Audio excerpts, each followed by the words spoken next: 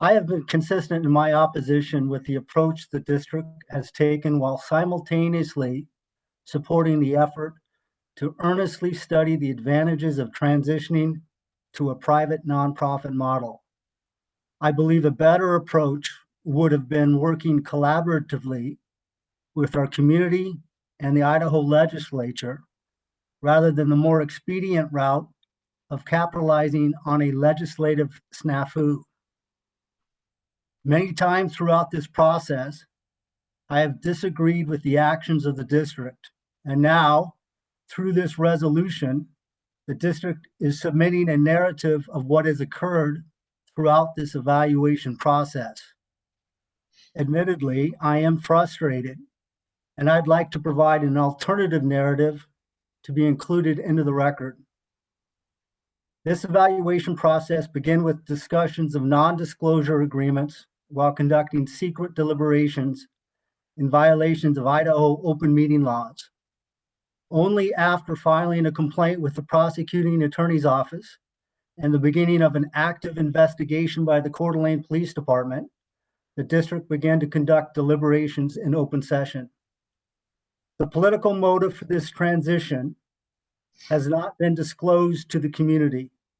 Although many may agree with this political justification, personal fears of electorate is no justification for disenfranchising 150,000 citizens in order to stifle the influence of a single political group.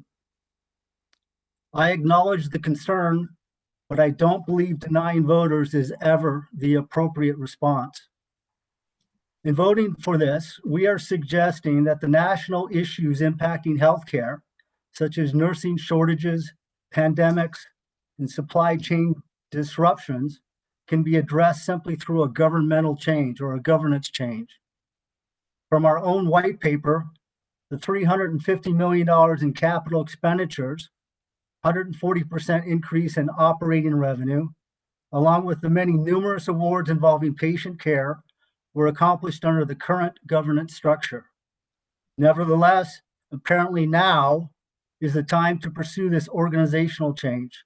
It does not matter that we are in the midst of implementing a significant financial recovery plan under an optimistic timeframe while seeking waivers of bond covenants, pursuing workforce expense reductions, executing a new medical record system conversion, and dealing with an already depleted staff.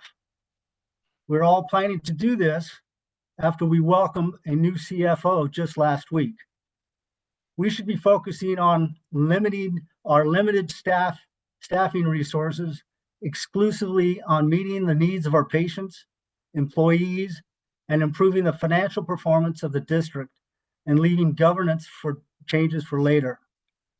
No one can convincingly argue the community has been given adequate time to thoughtfully consider this conversion.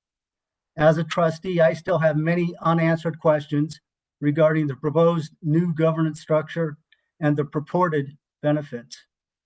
We are deciding today to convey an $800 million operating company that was created by the generosity of Kootenai County citizens 65 years ago. We should return the trust the community placed with this governing board and humbly ask for their consent. I oppose this motion and I ask for a roll call vote.